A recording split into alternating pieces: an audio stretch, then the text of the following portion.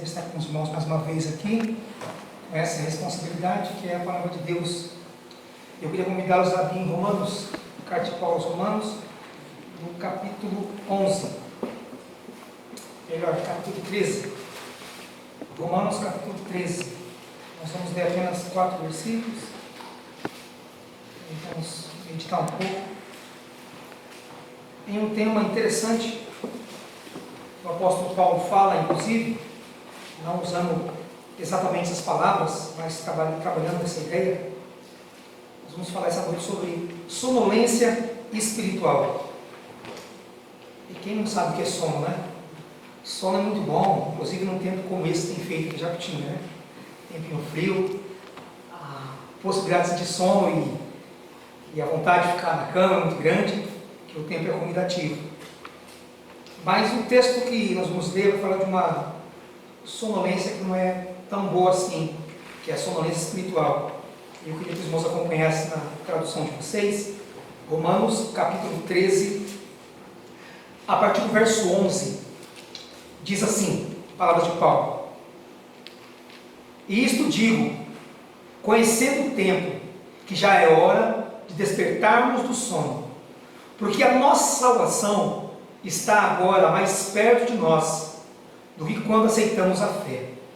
A noite é avançada e o dia está próximo. Rejeitemos, pois, as obras das trevas e vistamos-nos das armas da luz. Andemos honestamente, como de dia, não em glutonarias, nem em bebedeiras, nem em desonestidades, nem em dissoluções, nem em contendas e inveja. Mas revestimos do Senhor Jesus Cristo, e não tenhais cuidados da carne em suas concupiscências. Para falar de despertamento, pelo menos temos que entender o que é sono, né?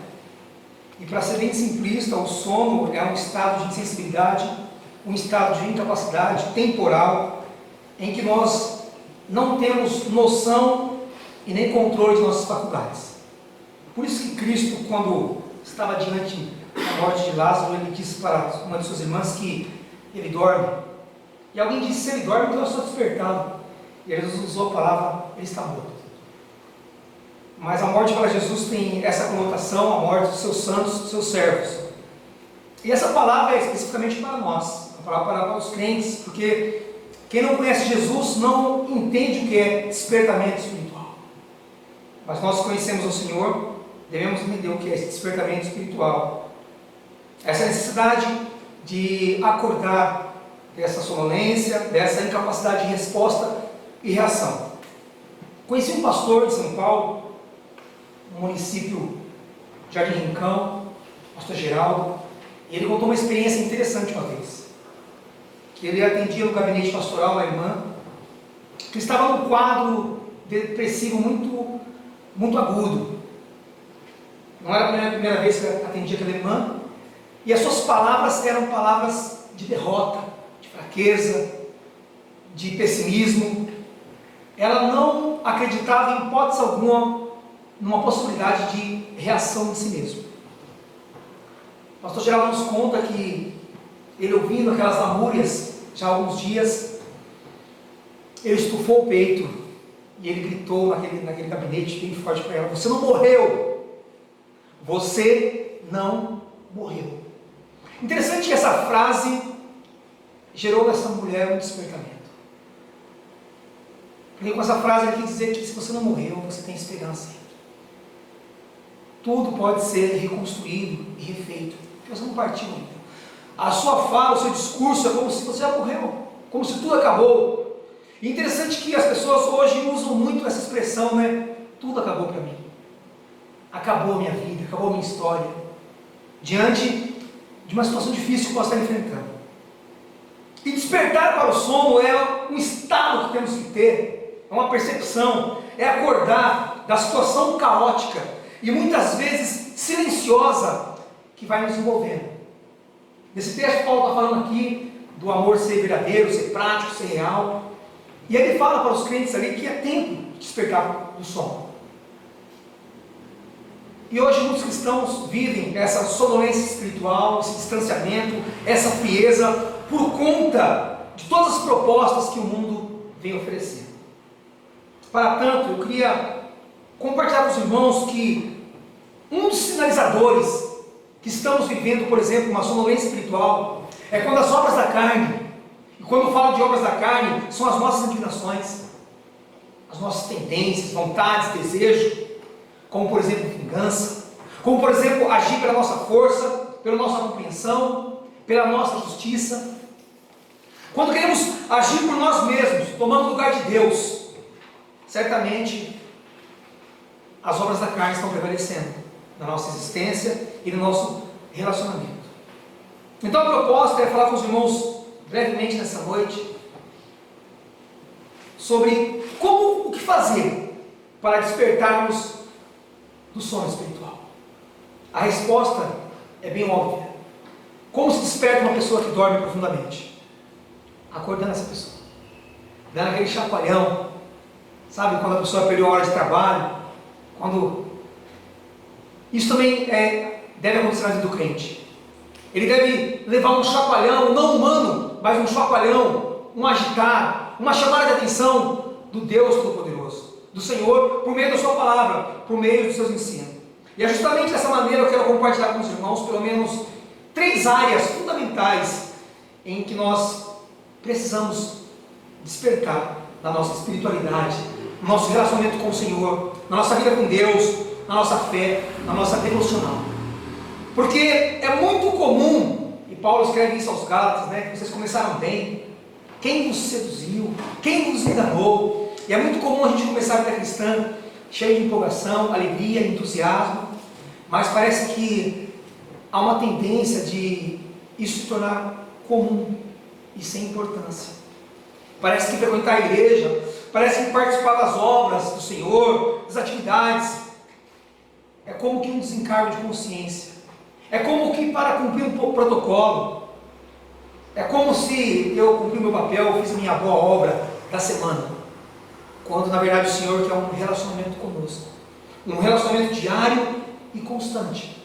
E quando aqui nos encontramos, é um ajuntamento para adorarmos a Ele. Mas o nosso relacionamento com Deus transcende este encontro dominical pela manhã e pela noite.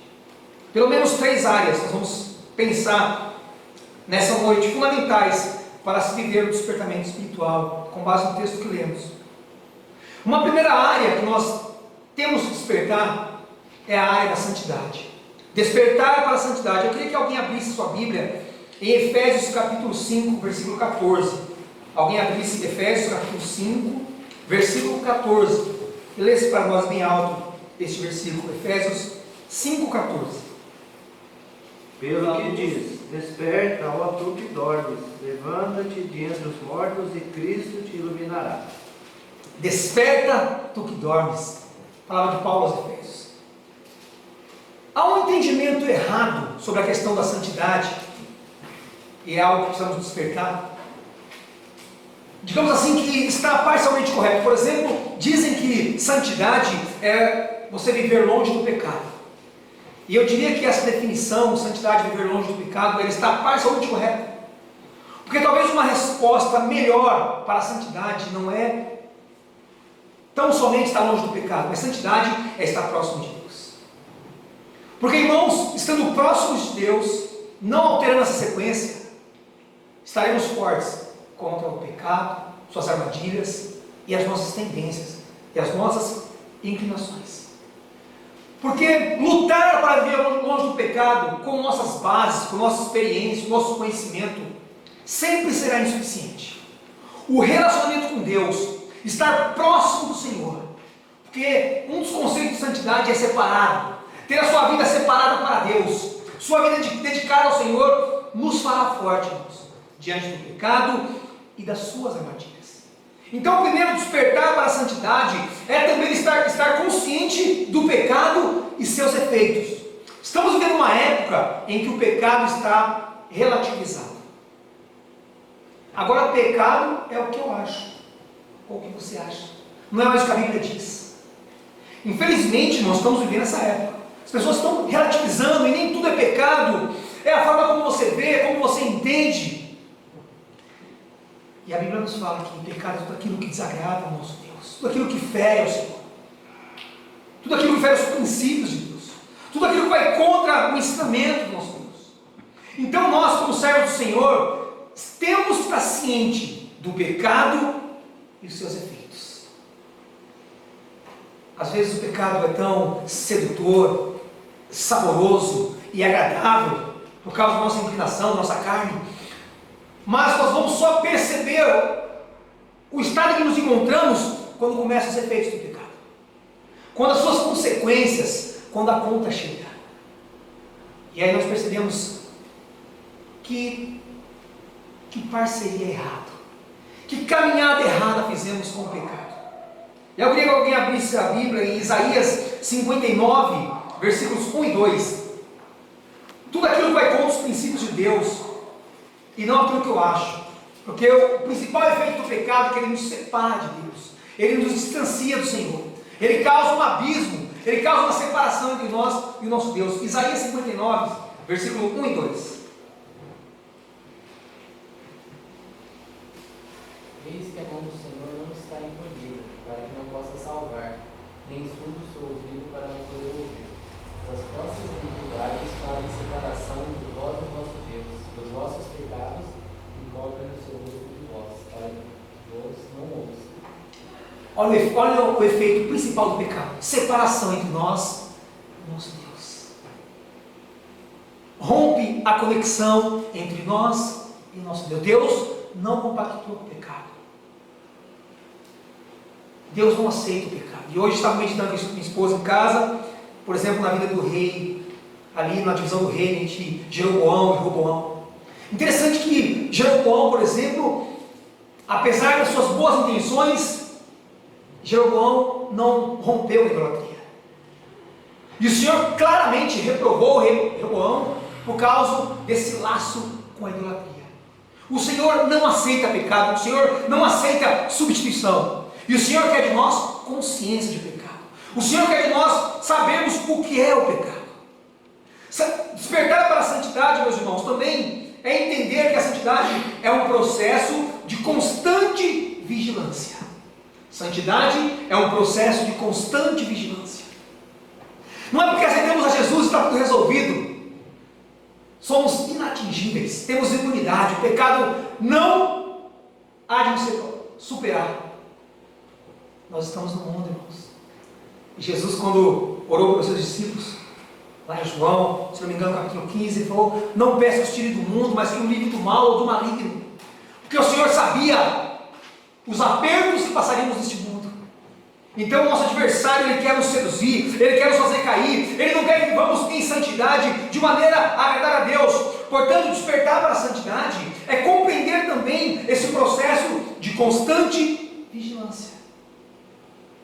E um texto que nos embaseia essa verdade, por exemplo, é aquelas 10 virgens que esperavam pelo noivo, 5 prudentes, 5 loucas, lá em Mateus capítulo 25.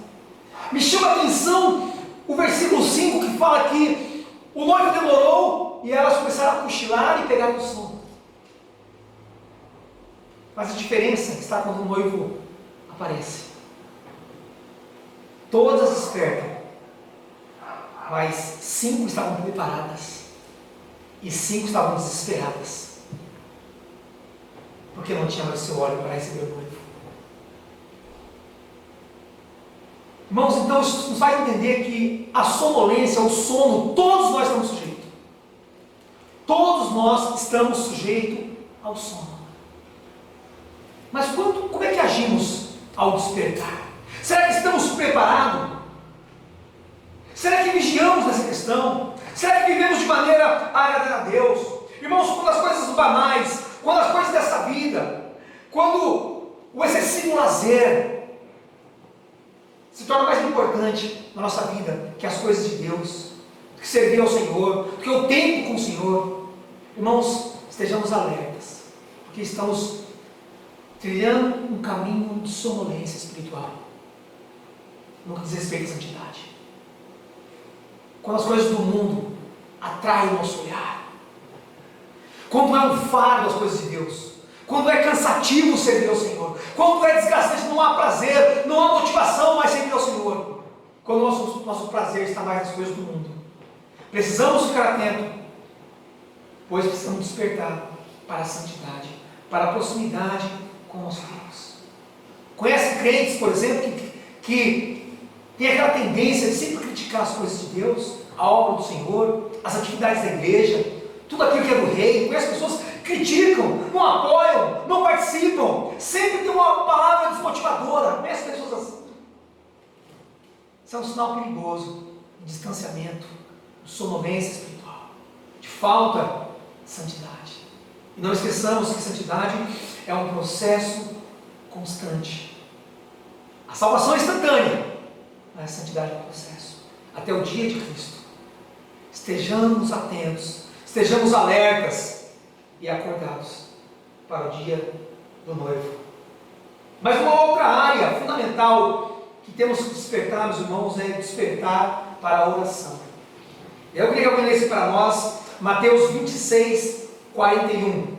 Despertar para a oração. Uma outra área fundamental para se viver o despertamento espiritual. Mateus 26, 41.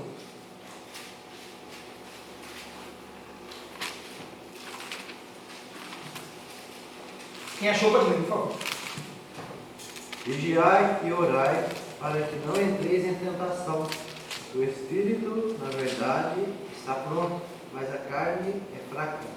Um versículo que muita gente conhece. Interessante, Jesus ali está às vésperas da sua crucificação e ele dá várias instruções aos discípulos.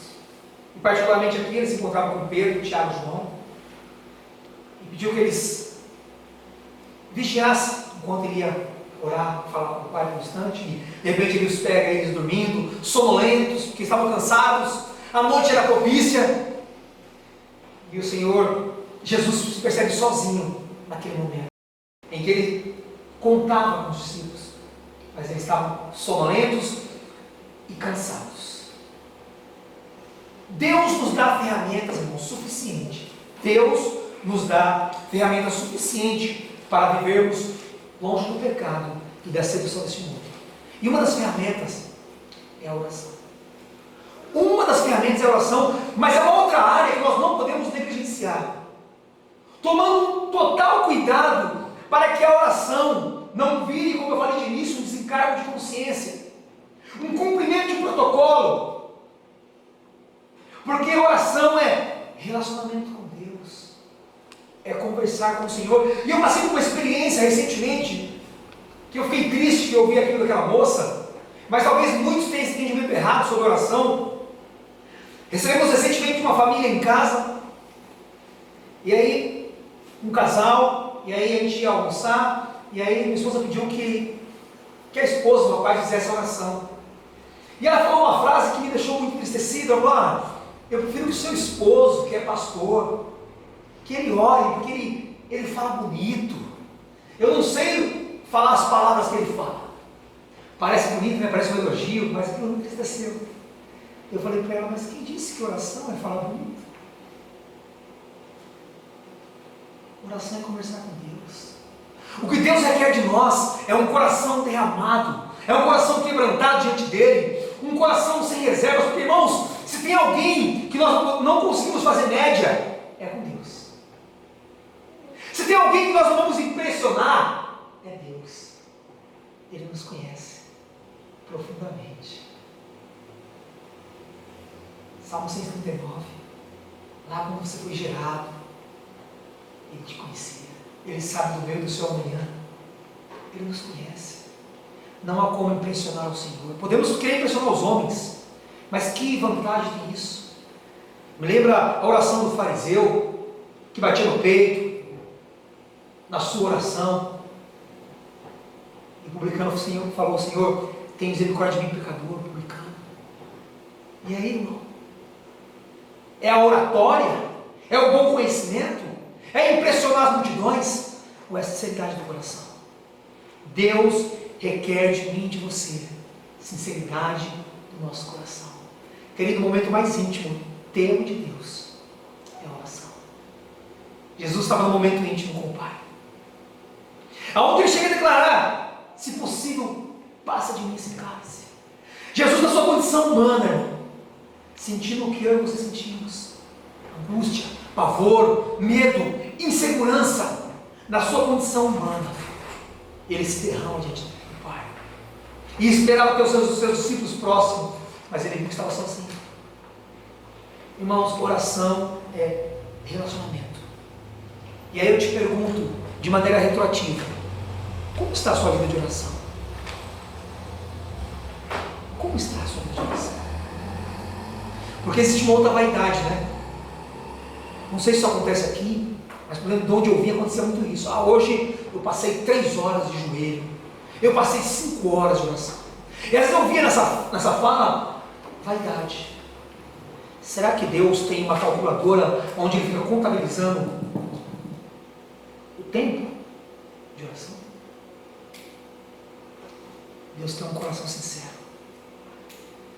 um coração que se derrame diante dele, confessando seus pecados, erros, mazelas, reconhecendo sua pequenez, reconhecendo sua limitação, reconhecendo sua fragilidade e o quanto eu preciso desse Deus, e o quanto eu preciso de ti, Senhor. É o que Deus requer de nós, irmãos. O Senhor não está se importando com aquilo que nós criamos, porque isso é coisa nossa. Nossas campanhas de orações, nossos relógios de oração, não tem nada errado nisso, mas é uma coisa muito nossa. Quando na verdade o que o Senhor quer de nós é um coração sincero. É um coração que se derrama diante dele. E quando eu penso nessa pergunta, vida de oração, tempo de oração, qualidade de relacionamento, eu, por exemplo, penso em Charles Spurgeon, que talvez você conheça, pregador inglês, batista, século XVII. Ele recebeu o título ou codinome de Príncipe dos Pregadores. Mas quer que eu te conte uma coisa?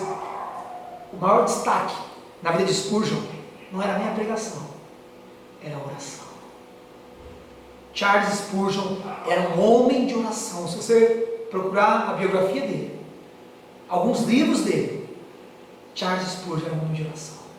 Era um homem que, quando entrava no templo sozinho, orava de joelhos, e as pessoas iam chegando para o culto e ouviam a oração de Charles Spurgeon, então se emocionavam com tamanha sinceridade, com tamanho derramar-se diante de Deus, queridos. E é o que o Senhor quer de mim, de você: um coração derramado diante dele, uma vida que desenvolve essa intimidade profunda. Porque o versículo que lemos diz que o espírito está pronto, mas a carne é fraca. Interessante essa expressão: a carne é fraca para resistir à tentação. Como eu falei de início, por causa das nossas inclinações e tendências. Adão pecou e contaminou toda a humanidade, e contaminou a nossa história, a nossa herança. Então hoje nós vivemos com essa tendência, com essa inclinação, com esses pensamentos. E houve um tempo que o Senhor não se agradava mais de sacrifícios, de rituais, de cultos, porque aquilo na vida do homem era apenas ritual, era apenas performance. E o que Deus quer de mim e de você é um coração quebrantado, é alguém que reconhece que precisa se despertar para a santidade dia a dia, que reconhece que precisa desenvolver uma vida de oração dia a dia. A carne é fraca para resistir à tentação, porém forte para ceder à mesma.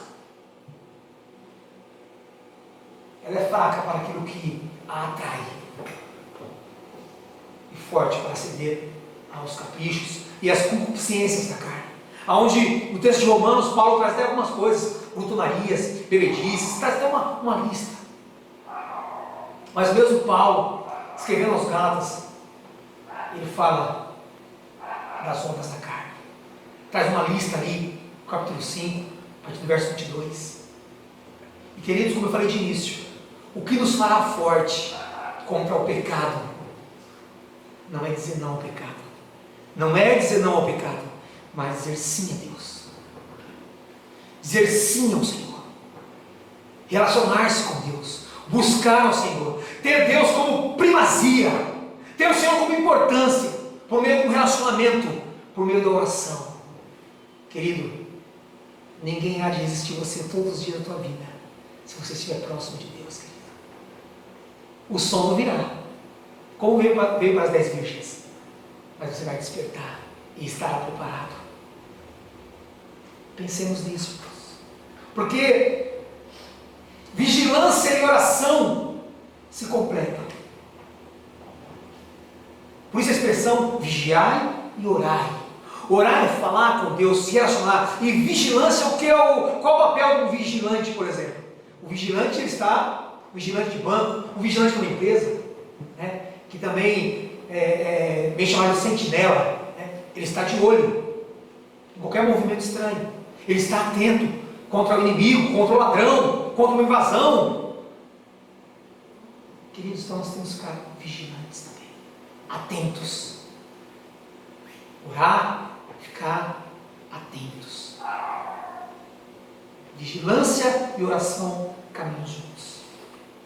E essas duas armas, essas ferramentas juntas, elas são intransponíveis ao domínio e escravidão do pecado. O pecado vai tentar a sua vida, vai tentar te seduzir. É uma conversa, é uma proposta, é um jeitinho brasileiro. Mas você vai estar investido pelo poder do Espírito Santo, uma vida de santidade, de oração, e vai conseguir resistir, queridos, às artimanhas do inimigo. Mas há uma outra área fundamental para se despertar, querido, é o despertar para a palavra. Despertar para a santidade, despertar para a oração e despertar para a palavra. Queria que alguém lesse para nós, 2 Pedro, capítulo 1, versículo 12, chamado de Deus para uma vida de retidão, seus servos. Essa carta de Pedro foi uma carta escrita para os crentes, para cristãos, e aqui é uma advertência, aqui um alerta, uma chamada de atenção. Despertar para a palavra, 2 Pedro, capítulo 1, verso 12. Quem achou pode ler, por favor.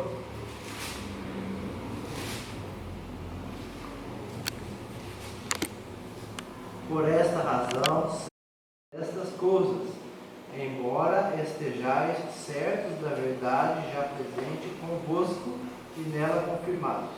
Interessante a expressão de Pedro aqui. Ele está falando algo que os cristãos já sabem. Embora vocês já saibam, eu estou alertando vocês. Eu estou reforçando, né? É igual o pai que quer ensinar o filho, educar o filho ou a filha. Parece que, não sei se vocês como pais são assim, mas eu sou pai, mas eu falo 1, 2 ou 3 vezes. Olha, lembra que eu falei? A gente reforça. Então as palavras de Pedro aqui para os cristãos da época, embora vocês saibam que o contexto aqui é um contexto de falsos mestres, né, o gnosticismo, as falsas doutrinas, ensinamentos tortuosos, e Paulo, embora vocês saibam, estão firmados, eu estou reforçando. Então, lembrar aquilo que vocês já sabem. E lembrança aqui não é transmitir conhecimento, mas despertar. A lembrança aqui é despertar, é atenção. Querido, nós vimos para um culto como esse, ou para os outros encontros que acontecem aqui, ouvimos a palavra, ouvimos ensinamentos, queridos, e passamos dessas portas, e quando vem a situação, não nos lembramos o que fazer, querido. Estamos perdendo nosso tempo. Porque a cada encontro, a cada momento seu ali, seu devocional, é Deus te lembrando, é o Senhor te reforçando os ensinamentos, para que você esteja alerta com as investidas desse mundo. Como agir nesse mundo? Se tratando da palavra de Deus, querido, temos que atentar para esse despertamento. A palavra do Senhor é uma área que precisamos despertar também, porque algo interessante acontece com nós cristãos em relação à palavra. Há uma tendência, amado, de vivermos uma incoerência. E o que é isso? Sabemos, conhecemos, ouvimos e não praticamos. O nome disso é incoerência. A grande tendência do nosso tempo é essa, de muitas vezes estarmos recheados e obesos de informação, mas uma vida prática seca, vazia, sem efeito. Por isso que Pedro traz aqui um despertamento, lembrar, atenção, olha, você tem aprendido, você tem ouvido, use isso, atenção para tudo que vocês aprenderam, para quando usar, despertar para a palavra, querido, não é permanecer no mesmo nível, mas é crescer, é amadurecer. Paulo usa uma expressão ali na carta aos Coríntios, falando daquela igreja, aquela igreja problemática, olha, vocês ainda tem que dar leitinho para vocês não conseguem dar uma comida mais sólida. Então, ali, por exemplo, esse texto fala das fases do cristão, que ainda é novo na fé, começando os primórdios. Mas, querido, há quanto tempo seremos ainda crianças espirituais? A palavra de Deus, ela existe para nos amadurecer. O conhecimento da palavra, o relacionamento com a palavra é para gerar em nós crescimento, não enchimento de conhecimento. Porque, queridos, pasmem, o conhecimento bíblico, conhecimento literário, qualquer um pode alcançar e ter. Aliás, eu conheci pessoas que conheciam demais a palavra de Deus, conheciam muito bem, falava vários textos, explicava, e nem crente era. Não era crente. Conhecia muita escritura. Mas para nós aqui, querido, e com base nessa palavra de Pedro, aqui, capítulo 1, 12, é um despertar para a palavra que promova vida em nós, que promova transformação em nós, que tenha efeito em nós, que seja útil para o nosso dia a dia, que gere em nós força e vitória, conforto e consolo. É isso que o Senhor quer para nós. Esse é o despertar da palavra. Se a palavra de Deus é alimento, como por exemplo falamos, ela precisa ser consumida para nos manter acordado. Que interessante, não? Uma pessoa que não se alimenta, uma pessoa desnutrida, a tendência é ela vir a falecer. É fraqueza, desnutrição, e ela corre risco de morte. Então, se a palavra de Deus é alimento, como dizemos que ela é alimento, nós precisamos consumir esse alimento. E eu gostaria que alguém lesse para nós Jó 23, 12. Alguém comprasse para nós esse texto? Jó, capítulo 23, versículo 12. Jó 23, 12.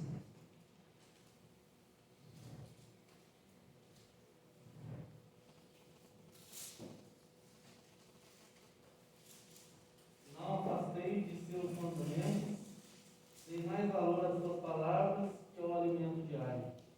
Dei mais valor às suas palavras que ao alimento diário. Aqui o diálogo de Jó, em resposta a Elifaz, um dos amigos da onça, né? E ele falando do relacionamento dele com Deus. Dei mais valor à tua palavra, aos teus mandamentos, do que o alimento diário. E aí eu me lembro das palavras também de Jesus, repetindo lá no Deuteronômio, que nem só de pão viverá o homem, mas toda palavra sai da boca de Deus. Querido, se é alimento, é incoerente, é estranho esse alimento não ser consumido por mim e por você. Se essa palavra é alimento, temos que nos alimentar dessa palavra de Deus para resistir às situações adversas da vida. Um outro texto, queria que alguém abrisse aí, no Salmo 119, versículo 105, talvez você conheça até que cor esse versículo. Se a palavra de Deus é luz, nossos caminhos e decisões precisam ser iluminados por essa palavra. Salmo 119, versículo 105, quem achou, por favor, leia.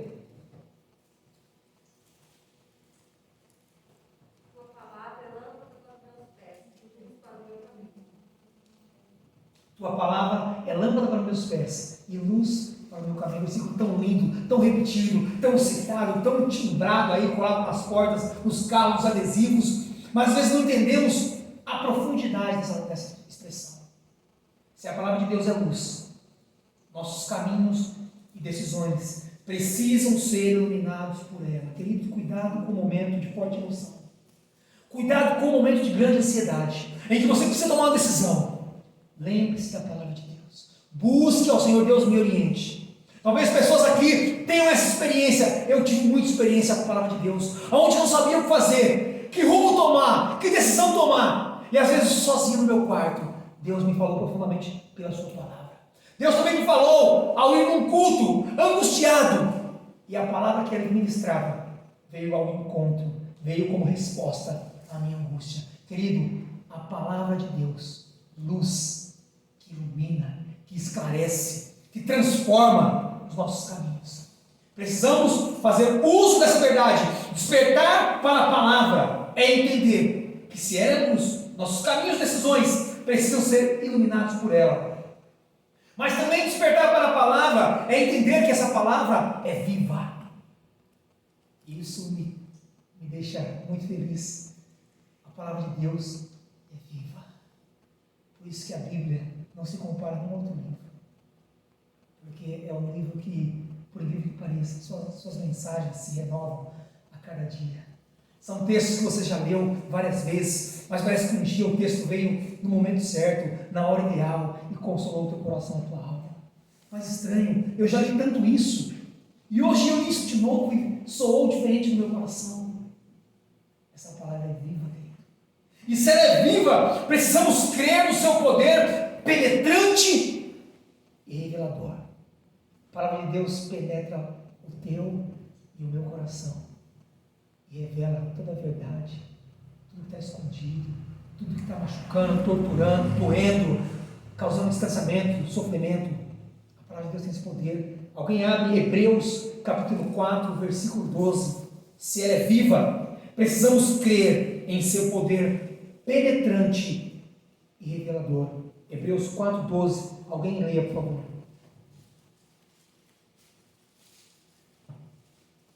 Porque a palavra de Deus é viva e eficaz, e mais cortante do que qualquer espada de 2 gumes, e penetra até o ponto de dividir alma e espírito, juntas e medulas, e apta para discernir os pensamentos e propósitos do coração. Não precisa nem explicar esse versículo. Ele é bem autoexplicativo. Essa é a palavra de Deus. É a palavra que eu e você temos diante de nós, que ouvimos tantas vezes. Mas talvez precisamos despertar para ela. Despertar. Para fazer dessa palavra vida em nós. Não apenas ficar admirando aqueles que viveram experiências incríveis, mas falar, Deus, eu preciso viver essa experiência com a tua palavra, que penetra juntas e medulas, discerne pensamentos. Deus, eu preciso dessa palavra transformadora, corrige. Queridos, só vamos ver isso, irmãos, se despertarmos para a palavra, se despertarmos para essa necessidade, não automática, mecânica e meramente religiosa, mas que essa palavra é o meu alimento. Jó fala que muito mais do que o alimento diário. Irmãos, sem um alimento diário nós vamos morrer. E Jó fala muito mais que esse alimento. Eu preciso da tua lei, da tua porção, da tua verdade e da tua palavra. Igreja, vamos ter consciência disso. Muito mais do que o alimento diário. Nós precisamos dessa palavra em nossa vida, em nossa existência. A partir disso, dessa consciência e da busca em viver essa verdade, querido, teremos experiências incríveis na nossa existência. Experiências com Deus transformadoras na nossa vida, consoladora. Teremos resposta para as nossas inquietações. É simples, irmão. É relacionamento. Relacionamento através de uma vida de vigilância e santidade, de uma vida de oração e com a palavra. Despertar para essas coisas. Despertar para essas áreas fundamentais da vida cristã, querido. Vai gerar em mim e em você um caminhar mais leve. A despeito dos ventos e chuvas que virão, como o sono que veio para as 10 virgens. A diferença é que no despertar, a diferença é que na hora dos vendavais e da grande turbulência, o desespero não vai invadir seu coração. Porque você tem o Senhor, teu Salvador, teu Espírito Santo de Deus, Consolador, para nos fazer lembrar dos ensinos do Senhor. Que Deus abençoe a sua vida, abençoe o seu coração.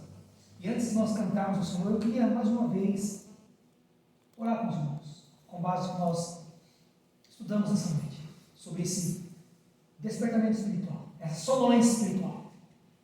Que nós não saiamos desse local como entramos, mas saiamos nos sentindo desafiados a viver uma vida mais próxima de Deus, no que diz respeito respeito à santidade, oração e a palavra. Aí no seu lugar como você está, abaixe sua cabeça, feche seus olhos, vamos falar com Deus. Pai querido, queremos te louvar, Senhor, pelo teu amor tão imenso, Pai. Queremos te agradecer, Pai, por esse tempo precioso, Pai, que é o tempo da proclamação da tua palavra. Pai, mas em nome de Jesus Cristo, que teu Espírito Santo, Pai, venha produzir os efeitos necessários, Pai, em cada coração, a partir, ó Deus, dessa palavra que foi exposta. Ó Deus, em nome de Jesus Cristo, não faça de nós meros ouvintes, ó Pai, mas acima de tudo praticantes, pessoas que priorizem, ó Pai, viver a tua verdade. Senhor, perdoa nossos pecados, nossas falhas, ó Pai, desperta-nos, ó Pai, para uma vida mais próxima de Ti, Senhor Deus. Senhor Deus, em nome de Jesus Cristo, Pai, Deus, cuide de nós, abençoe famílias aqui reunidas nessa noite, Pai, nos dando, Pai, uma semana abençoada, Pai. Deus, que o Espírito Santo nos faça lembrar essa palavra na hora que vier o desafio, a luta, a angústia, a dificuldade, na hora que nos vimos ali, ó Pai, meio que num labirinto, numa bifurcação, sem saber que caminho tomar, que decisão tomar. Deus, nos faça lembrar, ó Pai, do despertamento dessa noite, ó Pai, para a tua palavra, para a oração e para a santidade, ó Pai. Uma vida assim, Pai, uma vida em busca dessa verdade, ó Pai, nós desfrutaremos, ó Pai, do teu agir, do teu poder, da tua intervenção. Cuida de nós, nos perdoa, peço tuas bênçãos, Pai, sobre o pastor Pércio, sua esposa, família. Cuida do teu servo onde quer que esteja, ó Pai, abençoando ele, essa igreja, essa liderança, esses irmãos que temos aprendido a amar. Ó Deus, cuide de nós. Nos dê uma semana, ó Pai, vitoriosa na tua presença, uma semana acima de tudo, ó Pai, de vigilância, retidão e santidade. Ó Deus, cuide de nós. E nós te louvamos, ó Pai, pelo teu cuidado. Senhor, abençoe agora logo mais a nossa saída para os nossos lares, nos conduzindo em paz e segurança, assim como o Senhor nos trouxe, ó Pai. Meu Deus, que o amor de Deus, ó Pai, que a consolação do Espírito Santo, ó Pai, e a graça de Jesus seja sobre cada um de nós, não só hoje, mas até o dia de Cristo, ó Pai, em nome do qual nós oramos nessa noite.